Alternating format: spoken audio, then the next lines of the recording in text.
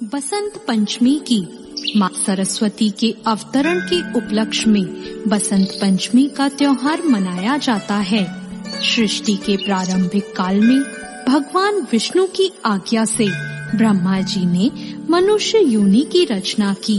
एक बार जब ब्रह्मा जी धरती पर विचरण करने निकले तो उन्होंने मनुष्यों और जीव जंतुओं को देखा तो सभी नीरस और शांत दिखाई दिए। यह देखकर उन्हें अपनी सर्जना में कमी महसूस हुई।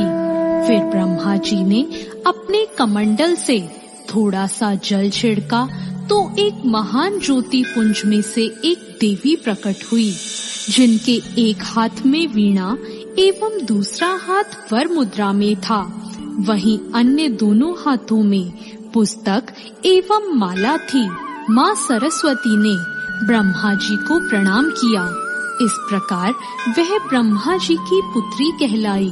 माँ सरस्वती के प्रकट होने पर ब्रह्मा जी ने कहा कि सृष्टि में सभी जीव मूक हैं, ये केवल चल रहे हैं, आपस में बात करने में ये समर्थ नहीं हैं। आपको अपने वीणा के सुरों से इस संसार को ध्वनि प्रदान करनी है ताकि ये आपस में बात कर सके और एक दूसरे को समझ सके।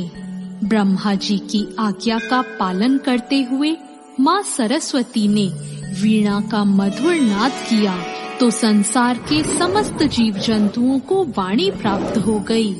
सभी प्राणी बोलने लगे, नदियाँ कल कल कर बहने लगी, हवा से भी सन्नाटे को चीरता हुआ संगीत पैदा हुआ।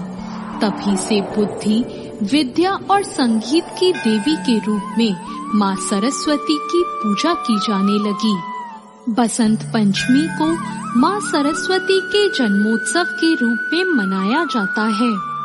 समस्त संसार को ध्वनि प्रदान करने वाली माँ सरस्वती की पूजा देवता और असुर दोनों ही करते हैं। इस दिन लोग अपने अपने घरों में माता की प्रतिमा स्थापित करते हैं। सर्वप्रथम पूजा की चौकी पर पीला कपड़ा बिछाकर माँ सरस्वती की प्रतिमा स्थापित करें। इसके बाद देवी का आचमन करके उन्हें स्नान कराएं और सफेद फूल और माला चढ़ाएं।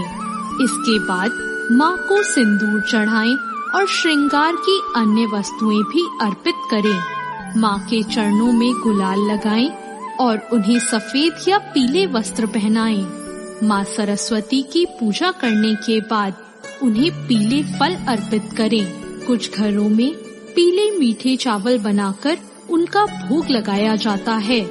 इसके अलावा शाम के वक्त माँ को खीर का भोग लगाएं और आपस में प्रसाद का वितरण करें।